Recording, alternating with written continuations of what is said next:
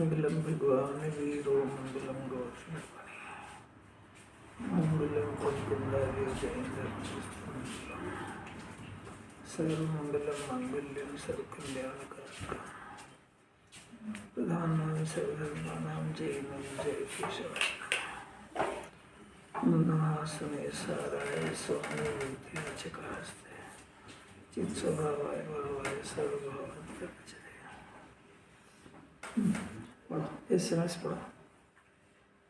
2019 इंद्र प्रतिष्ठा दिन चैतन्य प्रभु की प्रतिष्ठा। अनादिकाल से आत्मा में विकार की प्रतिष्ठा की थी। विकार से भिन्न चैतन्य स्वभाव को जानकर विकारी भाव की आत्मा में प्रतिष्ठा न करते सिद्ध समान सदा पद मेरो। इस प्रकार आत्मा में चैतन्य स्वभाव की प्रतिष्ठा करना वह धर्म है।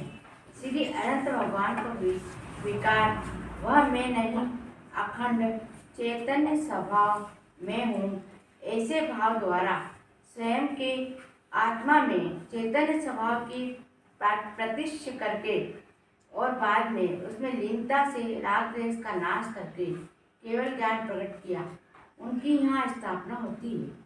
अनंत भगवान की भांति जो जीव स्वयं के आत्मा में चैतन्य भगवान की प्रतिष्ठा करता है उस जीव की अल्पकाल में मुक्ति हुए बिना नहीं रहेगी।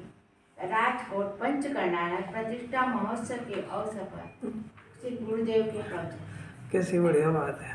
पंच कल्याणक की प्रतिष्ठा माने इसके ज्ञान में इसका आत्मा प्रतिष्ठित हो जाए, एक काम, इसका नाम सम्यक दर्शन है, और फिर उसमें लीन होता होता परमात्मा बन जाए। पंच कल्याणक का एक एक कल्याणक इस जीव को भगवान बनने की प्रेरणा देता है। ये तो हुई पर्याय की बात, ये तो थोड़ी हल्की है। भगवान स्वरूप आत्मा दिखाता है, ये बहुत ऊंची बात है। इसके ज्ञान में अपना आत्मा भगवान दिखने लगे जब दृष्टि इसके अंदर हो जाए, और इसके ही सारे प्रसंग है। आज रविंद्र जी का देहावसान हुआ, ये तो बहुत दुख की बात है कि गुरुदेव के अनन्य भक्त थे, और गुरुदेव का तत्व जो उनको मिला, तो गुरुदेव ने तो रहस्य का उद्घाटन करा पंचम काल के अंदर। तत्व की बात तो कोई जानता ही नहीं था, और कुछ विद्वान ऐसे हुए कि ऐसा रहता है वस्तु स्वरूप कि समझने वाले तो बहुत होते हैं, पर एक व्यक्त करने की और एक कुछ कला अलग कुछ विशिष्ट जीवों में पाई जाती है। उनमें से एक रविंद्र जी थे। बहुत वैराग्यमय जीवन भी था, और उनकी बहुत सारी अद्भुत रचना है। उस सब वितरागता को छूती हुई है, उस सब में तत्व ऐसा बरसता है। आप पूजा करो, स्तुति करो, वो सब ध्यानाचार्य जी और ज्ञानियों की स्तुति से मैचिंग करती हुई होती थी। मैंने तत्व से ओतप्रोत थी वो भी, और बहुत ही अच्छा जीवन था, और खुद ही बाल ब्रह्मचारी थे। तो जो भी इस मार्ग में आकर के जो ब्रह्मचर्य व्रत वगैरह लेता था उसकी बहुत प्रशंसा भी करते थे। वैराग्यमय जीवन था, और हिंदुस्तान में गुरुदेव ने जो प्रचार प्रसार किया उसका झंडा उन्हीं के पास था एक तरह से, और हर जगह उनके प्रवचन वगैरह के रिकॉर्ड, बहुत अलौकिक जीवन था। उनकी रचना स्तुतियाँ भी वैराग्य में थी, पूजन भी एक से एक वैराग्य में है। पंचमालिती की और ब्रह्मचर्य की, पाषाण भगवान की, देवशास गुरु की, उसमें जो जयमाला है उसकी स्तुतियाँ, अरे पूरे आध्यात्मिक। और ऐसी एक समता षोडशी लिखी उन्होंने, अरे ऐसी लिखी है कि आपको सब दुख भूल जाओ, पूरा तत्व बरसता उसमें। वैसे जीव का आज वियोग हो गया तो बड़े दुख की बात है। और देखो अपना तो कोई भाग्य है, अपने पास ये सब तैयार माल आ गया। मैंने गुरुदेव के तत्व का क्लेरिफिकेशन करने वाले भी लाइन से जाते जा रहे हैं। अब क्या करें, गुरुदेव को एक दृष्टांत है कि पिताजी शांत हो गए, अब 2 4 5 भाई जो भी हों उनमें झगड़ा होता है आपस में कि मेरे को ये धन चाहिए, ये चाहिए, ऐसा जो है। अब इसके अंदर कोई ऐसा उसका फैसला करे कौन? ऐसे इस विवाद का मतलब कोई सी भी बात का कोई विवाद उत्पन्न हो जाए समाज में तो प्रामाणिक व्यक्ति नहीं रहा कोई। जैसे अभी हिंदुस्तान में गुरुदेव के समय में कोई सा भी कोई एक शंका हो जाए, कोई परंपरा की बात आ जाए, तो जाके सर्वोच्च न्यायालय सुप्रीम कोर्ट जैसा था, गुरुदेव से पूछते थे और उन्होंने जो फैसला कर दिया फाइनल। फिर उसमें कोई बट किंतु परंतु कुछ नहीं होता था। ऐसे विद्वान कोई रहे ही नहीं। कोई से भी कोई शंका हो जाए, कोई तत्व में अपने को शंका हो जाए तो अपन किसके पास जाए कि साहब इसमें क्या सत्य है। अब ऐसे एक से एक जाते जा रहे हैं और ये सब एक प्रेरणा देके जा रहे हैं कि उन्होंने जितना मार्ग दिया है उसमें अपना कल्याण हो सकता है। उससे ज़्यादा प्राप्त कर ले तो अच्छी बात है, पर उतना अपने जीवन के हित के लिए सफिशिएंट है। सम्यक दर्शन की बात क्या, वैराग्य की बात क्या, ज्ञान की बात क्या, बहुत अद्भुत अद्भुत बातें हैं। और हर जीव से मैंने इस तत्व के प्रचार में जिस जिस जीव ने होम अग्नि डाली है वो सभी अपने लिए आदर्श है। डॉक्टर हुकुमचंद भारिल थे, युगल जी थे, उत्तम चंद्र सिवनी थे, बहुत एक से एक लर्नेड विद्वान हुए। उनके हृदय में तत्व उतरा भी था। लाए कहाँ से? गुरुदेव से तो लाए भाई। अनन्य भक्ति थी उन लोगों को, गुरुदेव के प्रति, तत्व के प्रति समर्पित थे पूरे। उनमें से एक ये भी थे। मैंने तो 2-4 प्रवचन उनके सुने, 1-2 बार साक्षात भी मिलना हुआ। स्तुतियाँ पूजन तो पढ़ने में आती है, आप पढ़ो एक आध बार स्तुति उनकी। बीतराग भगवान की पूजा लिखी उन्होंने, कि अलौकिक पूजा है। और वो जो जयमाला है वो तो बिल्कुल हृदय में उतार ऐसी है। प्रभु आपने एक गायक बताया, और क्या गायक बताया, ये गायक नाम ही आया कहाँ से? तो ये जिसके हृदय में जो तत्व उतरता है तो तत्व बरसता भी है। तो आज अपने लिए भी बड़े दुख की बात है कि वो गए क्या है, ये जितने भी विद्वान गए ये तत्व को अमर कर गए। तो इनकी स्तुतियाँ, इनका जो उद्देश्य था, इनकी जो भावनाएं थी वो आज भी मौजूद है। आज गुरुदेव भले ही नहीं हो तो उनका तत्व थोड़ी चला गया है। जो तत्व को पढ़ता है तो गुरुदेव सामने ही रहते हैं। तो ऐसे उनकी प्रेरणा करने वाले भी सब मौजूद है। अपना काम तो इस तत्व को पढ़ के अपना हित करना है। तत्व का स्वरूप जो वो बता गए हैं, यही गाथाओं के ऊपर इन्होंने भी बहुत सरलीकरण करा है तत्व का। राकेश जी ने पढ़ी हुई बहुत सारी, उनमें भी सरलीकरण इतना करा है कि जैसे 2-4 से तत्व समझ में आ जाए। गायक की धुन लगाते थे, परिणाम विभाव, गायक, अनादि अनंत, एक रूप। और एक तो कोटेशन मैंने पढ़ा उनका, विधान कराओ, इंद्रध्वज कराओ, सिद्ध पूजन के सिद्ध विधान कराओ, सब कराओ। वेद विज्ञान का विधान मुख्य है। उस वेद विज्ञान का विधान जिन्होंने कभी करा नहीं, सब विधान तो बहुत करे। इंद्र चक्र विधान, सिद्ध विधान, ये विधान, वो विधान, पंच परमेष्टि शांति विधान, वेद विज्ञान का विधान तो करो, उसी में तो लिखा हुआ है। ऐसे तत्व के मर्मज्ञ क्या करें। तो जो प्राकृतिक घटना है तो बंद अधिकार अपना चल रहा है, उसमें बात ही ऐसी कर रहा है कि एक एक द्रव्य है ना। ये पंचकल्याण प्रतिष्ठा हमारी आत्मा की प्रतिष्ठा नहीं चाहता। वो 5 कल्याणक में जो भी कार्यक्रम, देखो सुनो जरा बात, कोई प्रश्न आया था। जो भी जिनवानी का व्यवहार है, उस व्यवहार में आत्मा को प्रसिद्ध करने वाली, आत्मा को पोषक जो तत्व होता है वही बरसता है, तभी तो वो निमित्त है। अगर वो उसमें आत्मा की बात नहीं आए तो बिना माल का व्यवहार ना भी नहीं पाता है वो।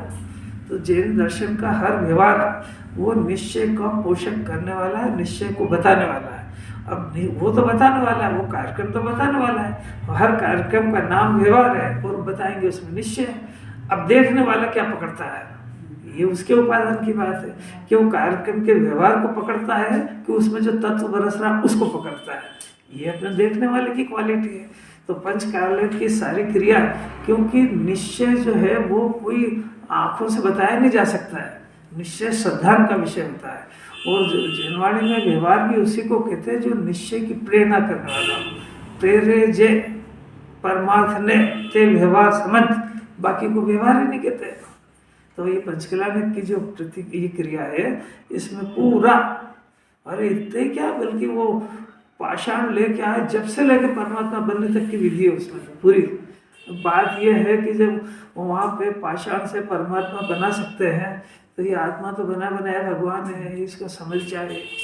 ये जीव अपने आप के ऊपर दया कर ले, अपने आप को क्लेशों से मुक्त कर ले, इसका नाम मुक्ति है। अपने आप को ये पाप और पुण्य के विकल्पों से मुक्त करके अपने को मुक्त स्वभावी आत्मा को जान ले, ये है जैन दर्शन का पूरा सार। यहाँ तो कुंकुंदाचार्य के तो कोई अपने तो ज्ञान की इतनी ताकत ही नहीं कि उनके ज्ञान की गहराई तक पहुंच जाए। उन्होंने लिखा बद्ध अधिकार, और उसमें बताते ऐसा है कि आत्मा अबंध स्वभावी है और आत्मा राग रूप प्रणनते नहीं, ज्ञान रूप ही प्रणनता है, और ज्ञान रूप प्रणनता ऐसा नहीं जानने से राग रूप प्रणन हो जाता है, बंधन में फंस जाता है। अब ये कोई की ताकत है निकालना, इतना सरल। और ये सब विद्वानों की देन है, क्योंकि भाई कोई सा भी विद्वान आखिर है तो छद्मस्त, तो उसके ज्ञान में जो सारी बात आ ही नहीं पाती है। तो ये जो नीचे जो सुनने वाले हैं, ये भी सब अपने आप में तत्व को छोड़ के थोड़े को डिक्लेरेशन करता है। तत्व को सामने मुख्य रख करके आचार्यों की परंपरा को, ज्ञानियों की परंपरा को कायम रखकर ही हर ज्ञानी बोलते हैं। जिसको थोड़ा अपना चार गति का भय लगता हो, जिसको जिनवाणी की आज्ञा से का डर लगता हो कि मेरे से किसी भी तरीके से जनार्दन की आज्ञा के विपरीत कोई निरूपण नहीं हो जाए, नहीं तो अनंत जीव का नुकसान हो जाएगा उसका, इतने भय सहित इस गद्दी पे बैठते हैं। एक को भी विपरीत श्रद्धा नहीं हो जाए, वो धर्म से विमुख नहीं हो जाए, इतना तो ठीक, पुण्य से विमुख नहीं हो जाए। और शिथिलाचार का तो रत्ती कोई भी विद्वान पसंद करता है कि उसमें से कहीं से मिथ्या दर्शन घुस जाए, क्योंकि ये कुंकुंदाचार्य, अमृत चंद्राचार्य जितने भी उपकार इनका हुआ है, उसमें उन्होंने अग्रहित मिथ्यात्व को छेड़ा है, मैंने अग्रहित मिथ्यात्व को वार किया है, क्योंकि अग्रहित मिथ्यात्व का अंश भी बुरा है, जरा भी रह जाएगा तो ये वापस सारे मिथ्यात्व को समेट लाएगा। इसलिए अग्रहित मिथ्या दर्शन का अंश भी बुरा है, ऐसा टोडरमल जी लिखते हैं। तो हर ज्ञानी ने अग्रहित मिथ्यात्व के ऊपर वार किया है, ताकि वो मिथ्यात्व गले और इसको सम्यक दर्शन रूपी रत्न की प्राप्ति हो। और वो सम्यक दर्शन का विषय अपना शुद्ध आत्मा है, कैसे भी इसको प्राप्त हो। तो अब उसके साथ में ये भी सभी ज्ञानियों ने, सम्यक दृष्टि तो है ही सही, तो सम्यक दर्शन होने के पहले भी जिसको एक तत्व पसंद आया, उसके मन में एक बात रहती है, और वो बात ये रहती है कि किसी भी तरीके से अपनी कथनी या करनी के अंदर अग्रहित मिथ्यात्व का तो पोषण हो ही नहीं, और ग्रहित भी नहीं घुस जाए इसमें, क्योंकि ये अग्रहित को दूर करने चला, ग्रहित मिथ्यात्व का पोषण नहीं हो जाए। ये हर विद्वान तो ध्यान रख करके चलते हैं इसमें आगे। अपनी भी जवाबदारी है कि अपन अग्रहित मिथ्यात्व से लड़ने चले और कोई ऐसा नहीं हो कि ग्रहित मिथ्यात्व पीछे से घुस जाए, और ये जवाबदारी अपनी है। अपने अंदर कोई सी कषाय या विपरीत श्रद्धा घुस जाए, इसके लिए जवाबदार कौन? घर तो अपने ही है। ऐसे कोई अपूर्व बातें हैं, बहुत बहुत बातें हैं भाई। ये तो जो जीव जितना इसमें से लूट सके उतना लूटना चाहिए। बंद अधिकार चल रहा है, इसमें जिन्हें परमात्मा का आधार देकर पूरा वस्तु स्वरूप बताते हैं। एक एक जीव, चाहे वो ज्ञानी हो चाहे अज्ञानी, एक एक अचेतन पदार्थ, कोई सा भी अचेतन हो, तो वो अपने सफर पे यानी अपने द्रव्य गुण पर्याय की मर्यादा में परिणमन कर रहा है। सारे विश्व, इसमें किसी का कोई इंटरफेरेंस नहीं, किसी का कोई सहयोग नहीं, कुछ नहीं, सारा परिणमन चल रहा है। अब उसमें जीव दो तरह के जीव हो गए, एक आत्मा को जानने वाले और एक आत्मा को नहीं जानने वाले।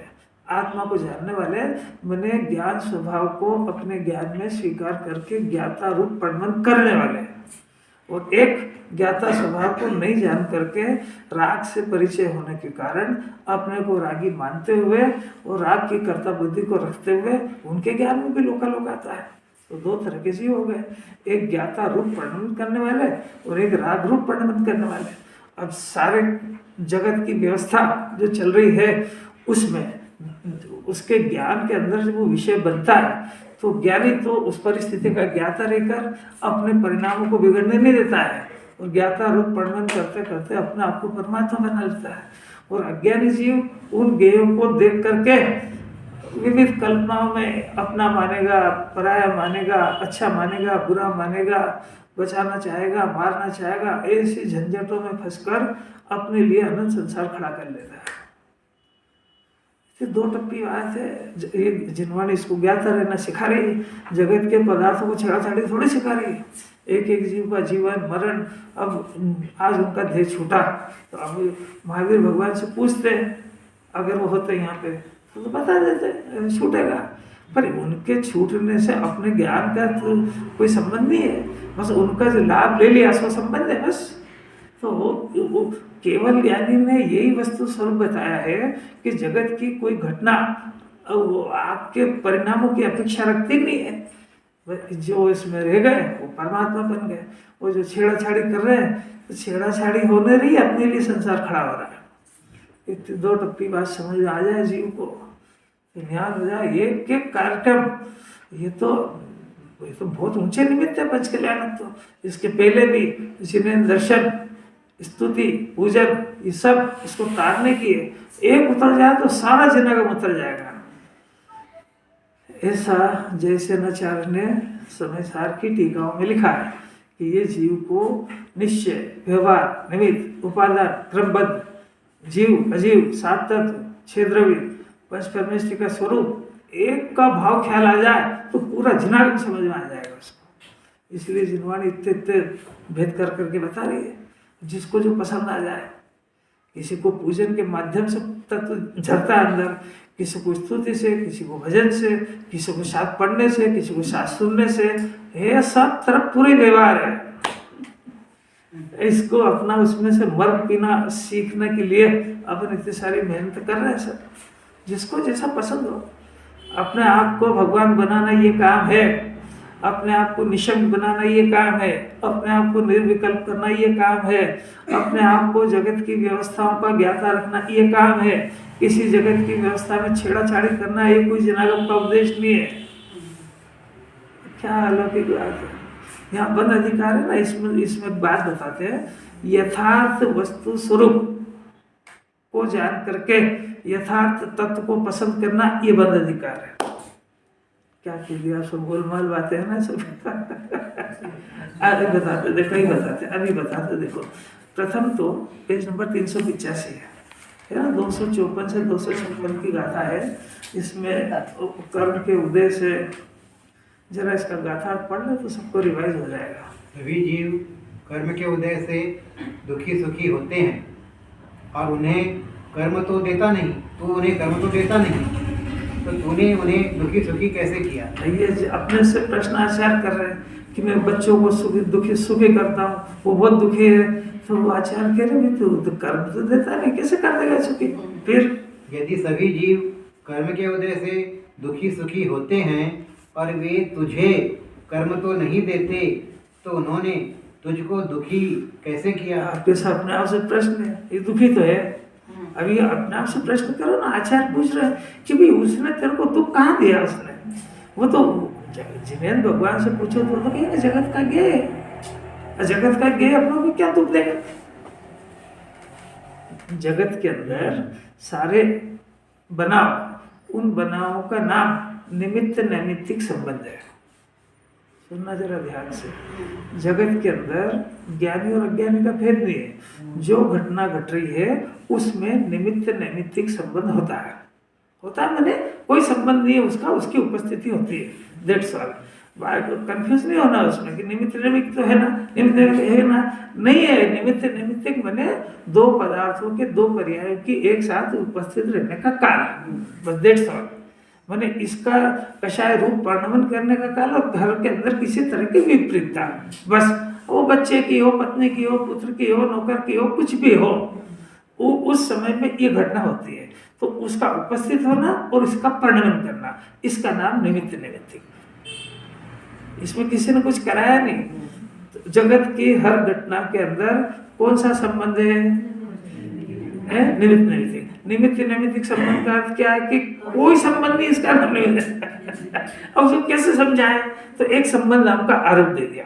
अब यहां से देखना जरा सा, जगत की हर व्यवस्था के अंदर दो पदार्थों की घटनाओं की उपस्थिति होने का नाम निमित्त नैमित्तिक संबंध है। इसके अंदर से जो अज्ञानी है वो अज्ञानी होने के कारण, यानी वस्तु स्वरूप को सही नहीं जानने के कारण उस निमित्त नैमित्तिक संबंध को कर्ता कर्म घटित करके दुखी होता है। बात समझ आ रही है? निमित्त नैमित्तिक संबंध जिन्हें परमात्मा ने देखा और कहा है, मैंने क्या कहा है कि दो द्रव्य उस समय में घटना हो रही है अब इधर जगत के हर पदार्थ है, उसमें अपना अपना परिणाम कर रहे हैं। उसको दो को न्यारा न्यारा देखो तो वो अपना अपना काम कर रहे हैं। वो अपने कारण से सोचता सोचता अपने सामने है और इसका वो उपस्थिति होना हो गया। इसमें उसने कुछ करा दिया, सो बात तो है नहीं, परंतु ऐसी घटना होती है। मैंने वो ऐसी घटना हुए बगैर इसका परिणाम खराब नहीं होएगा, परंतु उसने नहीं करा, ये बात है जैन दर्शक की। कुछ समझ में आया? जगत की हर घटना में निमित्त नैमित्तिक संबंध जिन्हें परमात्मा ने बताया है, उसका संबंध शब्द से भ्रमित नहीं होना कि कोई तरह का संबंध हो गया। बस केवल दो द्रव्यों की वर्तमान पर्याय की उस समय की उपस्थिति ऐसे जिन्हें परमात्मा ने देखी है। तो इसमें कुछ भी काम हो रहा है, उसमें भी कुछ काम हो रहा है। अगर दो ही को स्वतंत्र देखो तो दो ही अपने अपने उपादान है। आगे बात समझ में? अब देखना जरा, अज्ञानी को वस्तु स्वरूप का ज्ञान नहीं होने के कारण, एक एक शब्द समझ ले रहा, अज्ञानी जीव को वस्तु स्वरूप का ज्ञान नहीं होने के कारण वस्तु स्वरूप के अंदर दो बात है। एक तो अपना ज्ञायक स्वभाव है, जानना अपना स्वभाव है, राग करना अपना स्वभाव नहीं है, ऐसा नहीं जानने के कारण एक पोर्शन। दूसरा, इस जगत की व्यवस्था, मैंने जगत के पदार्थों का परिणमन ऐसे ही होता है कि उसका भी परिणमन, उसका भी, क्योंकि जगत का कोई भी पदार्थ बिना परिणमन के रहेगा नहीं। तो जगत के दूसरे पदार्थों का भी परिणमन अपने काल में क्रमबद्ध रूप से हो रहा है। ऐसी दो स्वतंत्र व्यवस्थाओं को नहीं जानने वाला अज्ञानी है।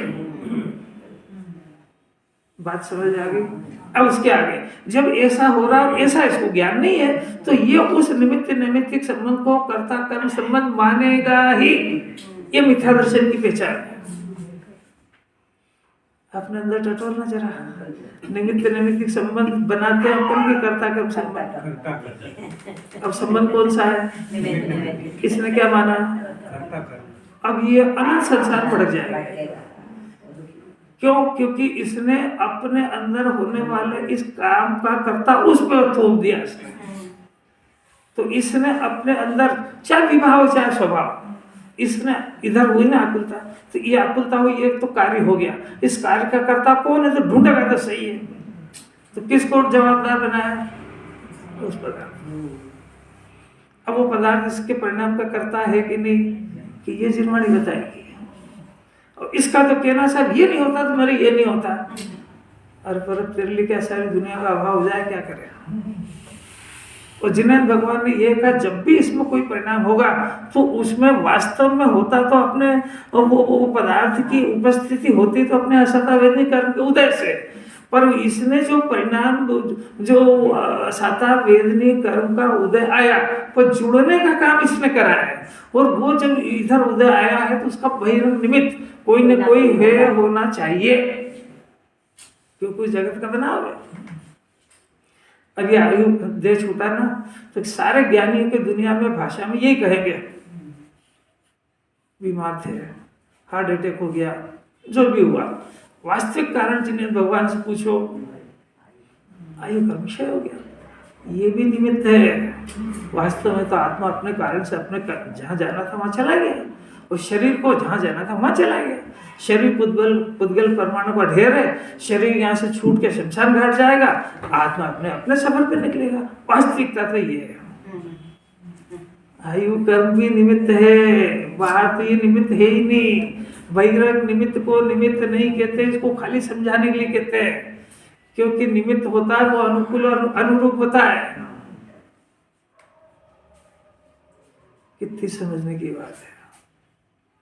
अब दूसरी बात, फिर से वहीं आते हैं पर जगत की हर घटना जो भी हो रही है दो द्रव्यों के अंदर, एक दूसरे की उपस्थिति, एक दूसरे के अंदर निमित्त नैमित्तिक संबंध है, उसको अज्ञानी जीव कर्ता कर्म संबंध मान करके अपने परिणाम खराब करके संसार में भजन पोटला लेके उतर जाता है। इसी परिस्थिति के अंदर ज्ञानी जीव भी होते हैं, वो इस निमित्त नैमित्तिक संबंध को ज्ञेय गायक संबंध बनाते हैं।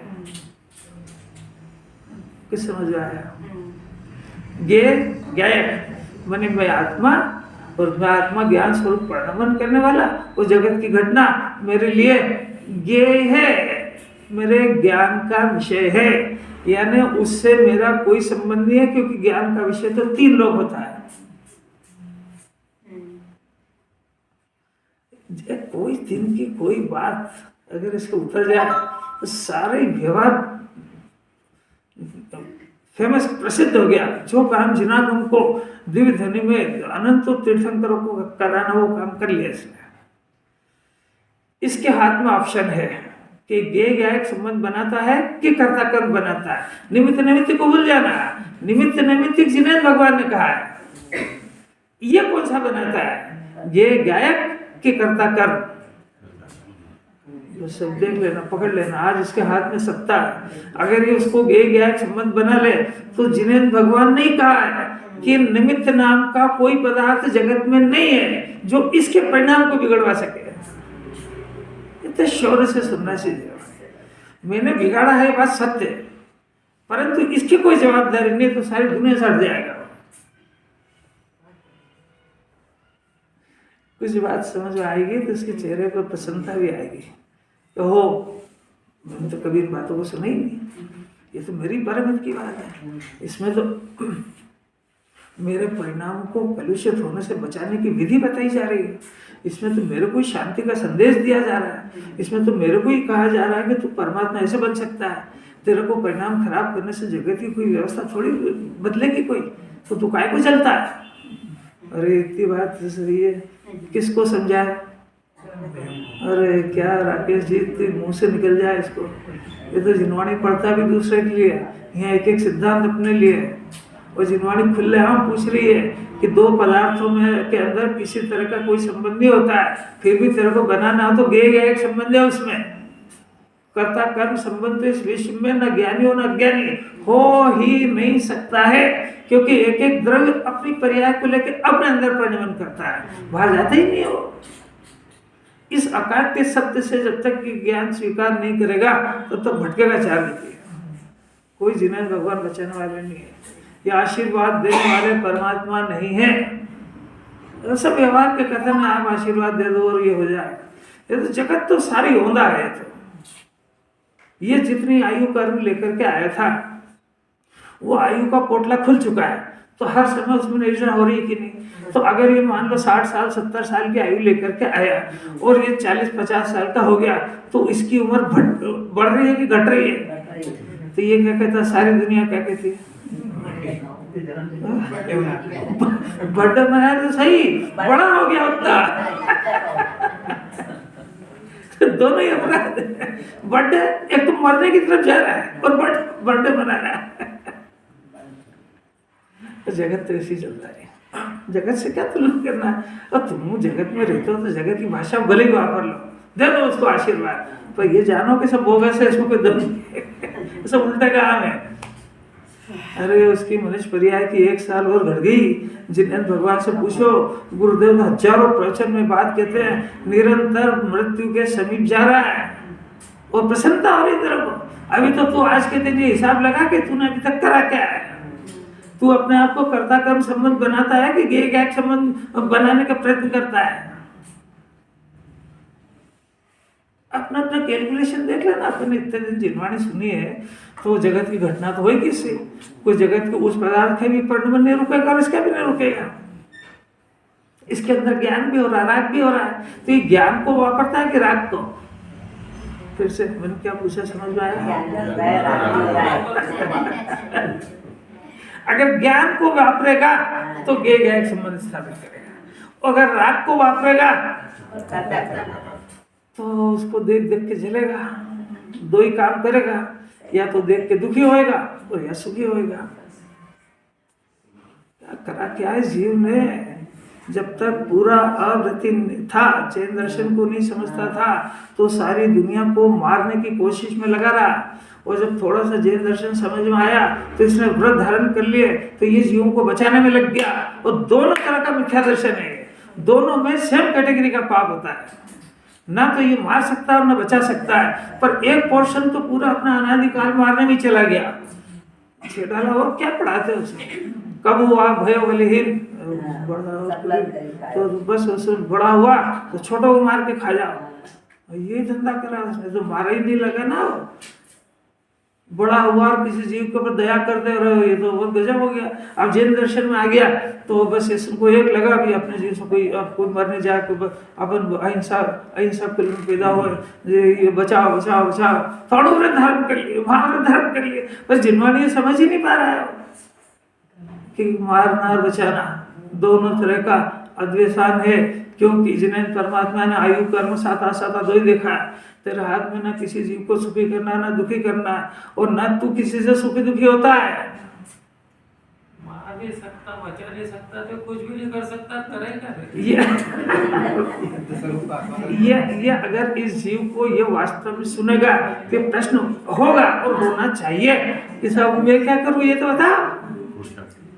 दृष्टि बाहर बाहर रहती तो कर। अरे इतना समझ आ जाए, ये प्रश्न ये बताता है कि अगर वास्तव में अंदर से उठे तो इसका उत्तर ढूंढेगा कि आखिर जिन्हें परमात्मा मेरे से क्या चाहते हैं। तो एक बात याद करो, अगर इसका जवाब चाहिए तो सिद्ध भगवान और अनंत भगवान को देखो वो क्या कर रहे हैं, वही शिव का काम है। अब मिलान करो, क्या करें, सिद्ध भगवान क्या कर रहे हैं कि मैं बच्चों को व्यवस्था भी नहीं करूं और ये भी नहीं करूं। तो याद करो सिद्ध भगवान, अब तो साहब एक बात है कि सिद्ध भगवान को तो ना घर है ना परिवार है ना शरीर है, अब मेरे तो ये सब है।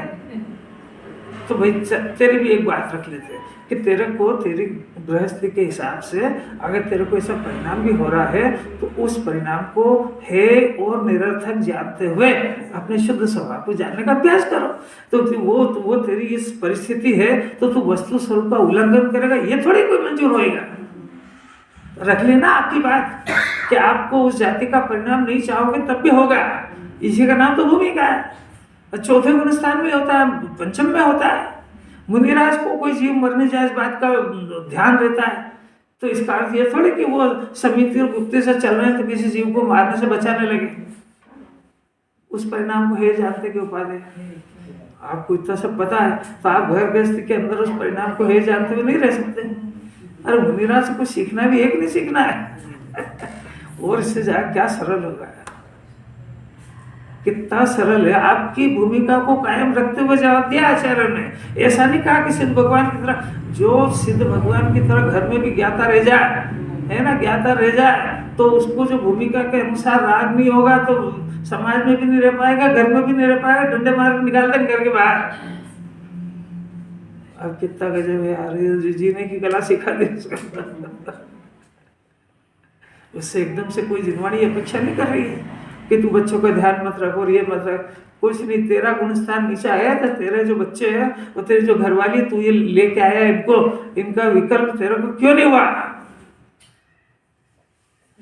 इसी अलौकिक बात है, इसी रहस्य को तो समझाना है। सदा सुखदास जी रत्नकंसाव का चार उसमें उन्होंने लिखा कि भी तू गृहस्थ है ना तो देख मंदिर का टाइम टेबल होता है, इतनी देर स्वाध्याय करना, इतनी देर पूजा करना, उसके बाद रोटी भी खाना है और दुकान भी जाना है। कि साहब देखो मैंने कुंकुंदाचार्य से परिचय किया और उन्होंने कह दिया कि दो ही परिणाम पाप भाग, रोटी खाना भी और दुकान जाना, तो मैं तो नहीं जाऊँगा, नहीं आई समझ में। तो उन्होंने जवाब दिया आचार्य को मत पढ़ाने जा, तेरी भूमिका है जब तक तेरी आहार संज्ञा है तो इन आहार संज्ञा की पूर्ति के प्रयत्न करना तेरी जवाबदारी है। जगत में ब्रह्मचारी नाम का कोई पद नहीं है, तो आप अपने हाथ से कमाओ, अपने हाथ से खाओ, इतना करो कि नीति न्याय पूर्वक करो, अन्याय मत करो। पर ये पाप अनिवार्य होते हुए भी तुझे करना है, इसका नाम अवृत दशा है। तो तू आचार्य को पढ़ाने मत जाना कि घर गृहस्थी के काम में तो मैं तो झाड़ू नहीं निकालूंगा, हिंसा है तो कुत्ते जितनी व्याकल नहीं रहेगी, वो भी सफाई करके रहता घर में। कितना व्यवहार सिखा रखे स्वच्छंद होने की तो कहीं गुंजाइश है ही नहीं। फिर क्या करें, यत्न पूर्वक रहो, जितनी कम से कम हिंसा उसका विवेक रखो, और फिर भी जो हो गई है उसका खेद रखो, और फिर खेद रख करके जितना अष्टमी बचे 14 बचे और उस खेद को रख करके आत्मा को समझते हुए आत्मा में लीन होने का प्रयत्न करो। कितनी अलौकिक बात है। गुणस्थान के अनुसार पार का व्यवहार जिनवाणी चाहती है ज्यादा हो जाए कि देखो साहब कोई मरता मरता था ही नहीं। काय का शोक संदेश, काय का उठाना, काय का तेरवा, सब हटा अलग कि तेरे को समाज में रहने के, रोज जिनवाने के व्यवहार की अकल नहीं है। यही बात समझ। अब जो चले गए हैं उनका उपकार मानने का तो ये अवसर है कि वो तो अनादि अनंत जीव तो अनादि मरते ही नहीं है, और ये तो व्यवहार तो है, इसलिए क्या जरूरत है ये तीसरा 13वां करने की कि तू ये जो मुनि दशा हो जाएगी तब ये व्यवहार नहीं होगा, बाकी की निचली दशा में होता है। ऐसा हो सकता है घर के अंदर कि किसी का देह छूटे तो उसके परिवार में कोई ज्ञानी हो तो उसको रोना बहुत ज़्यादा है, वो जो अज्ञानी हो उसको अजीर्ण हो जाए तो फिर क्या है, मतलब अनादि अनंत है, जीव तो मरते ही नहीं है, और तो अपनी आयु के कारण गए यहाँ से और उसको कोई खेद भी नहीं हो, दुख भी नहीं हो, तो लोग हंसेंगे अलग, तेरे परिणाम क्यों नहीं हुआ।